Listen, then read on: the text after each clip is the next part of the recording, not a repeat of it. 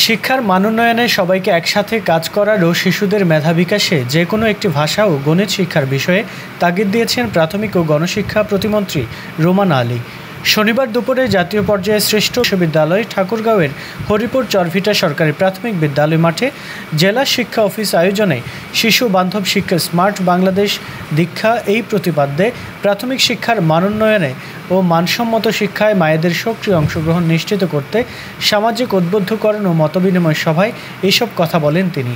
এই সময় তিনি আরও বলেন, একজন শিক্ষার্থীর জন্য ভাষা ও গণিত শিক্ষা খুবই গুরুত্বপূর্ণ। ভাষা ও গণিত শিক্ষা শিশুদের মেধা বিকাশ ঘটাতে সহায়তা করে। এর শুধু বাংলাদেশে নয়, বিদেশেও গুরুত্ব রয়েছে। শুধু শিক্ষকদের নয়, অভিভাবকদেরও গুরুত্ব দিতে হবে শিক্ষার্থীদের প্রতি।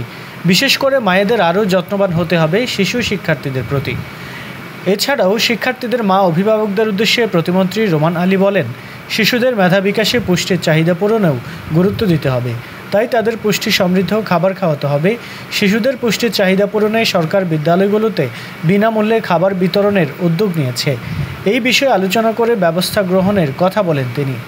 এ সময় ঠাকুরগাঁও জেলা প্রশাসক মোহাম্মদ মাহবুবুর রহমানের সভাপতিত্বে আরও বক্তব্য দেন ঠাকুরগাঁও ২ আসনের সংসদ সদস্য মোহাম্মদ মাজহারুল ইসলাম সুজন, প্রাথমিক শিক্ষা অধিদপ্তরের পরিচালক ডক্টর আতাউল গনি, রংপুর প্রাথমিক শিক্ষা অধিদপ্তরের বিভাগীয় উপপরিচালক মোহাম্মদ মুজাহিদুল ইসলাম, জেলা প্রাথমিক অধিদপ্তরের ভারপ্রাপ্ত শিক্ষা কর্মকর্তা হাসান আতিকুর রহমান, সহকারী পুলিশ সুপার পীরগঞ্জ ও হরিপুর সার্কেল মঞ্জুরুল আলম, হরিপুর উপজেলা পরিষদের চেয়ারম্যান মোহাম্মদ আব্দুল কাইয়ুম পুষ্পসহ চরভিটা সরকারি প্রাথমিক বিদ্যালয়ের প্রধান শিক্ষক মোহাম্মদ ইরফান আলী প্রমুখ।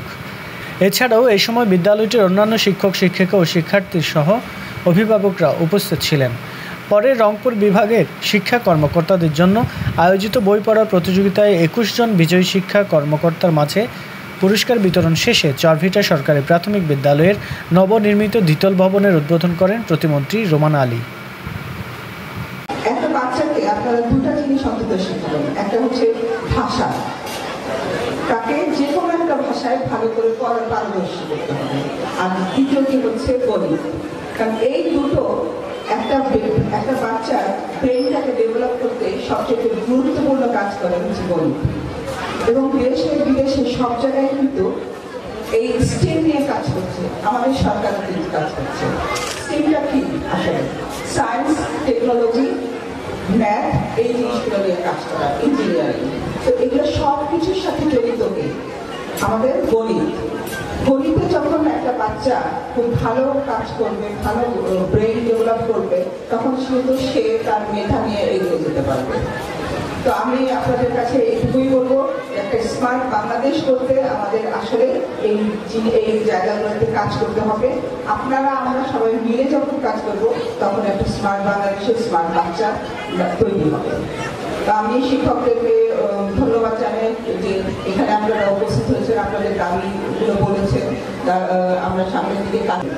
আমি সবাইকে অনুরোধ করবো, মায়েদেরকে অনুরোধ করবো, শিক্ষকদেরকে অনুরোধ করবো, আপনাদের শিশু আমাদের শিশু।